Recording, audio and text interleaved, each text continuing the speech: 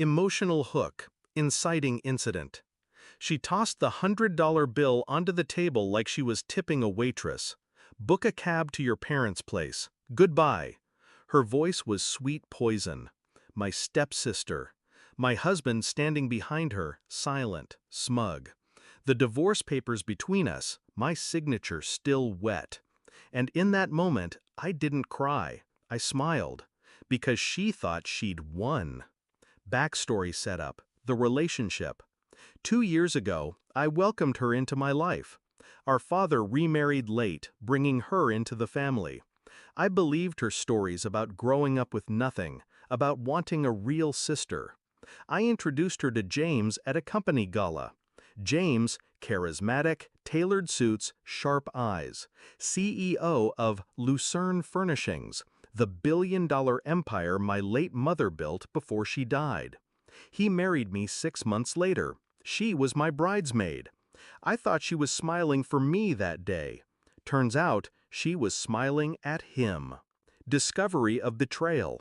The first crack was small. An earring in our bedroom that wasn't mine. A text on his phone, hidden under a fake name.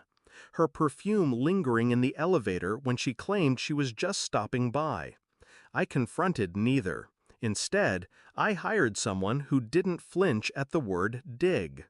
Within a week, I had photos, their weekend business trip to Milan, her hand in his. Receipts, the diamond bracelet charged to the company account. The empire my mother built was rotting from the inside, not just with adultery, but embezzlement. Shift in mindset, strategic planning begins. They thought my silence meant weakness, but I didn't scream. I didn't file for divorce right away. I started signing documents James never bothered to read. Subtle ownership transfers, quiet power shifts. Because James wasn't really the CEO. His name was on the press releases, but the controlling shares? Still mine. He was a puppet. My mother had made sure of it in her will. Execution of the plan. First, I gathered proof of their embezzlement, clear enough to ruin him legally. Then I rewrote the corporate structure, appointing an interim CEO in case of my unexpected absence. Finally, I let the divorce proceedings begin.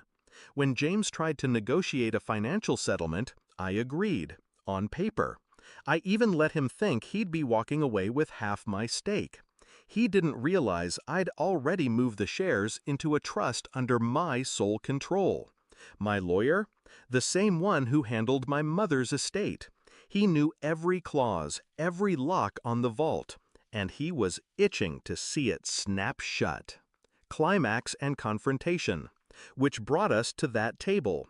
My stepsister tossing me cab fare like a charity case. James watching with the arrogance of a man who thinks his bank account just doubled.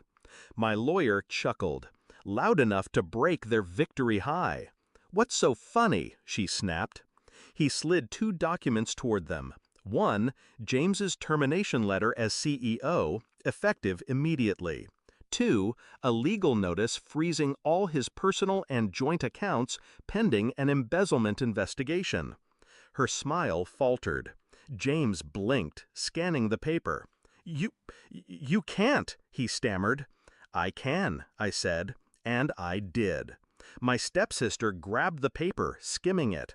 "Wait, this says the controlling shares were never his," my lawyer finished. "They've always belonged to her.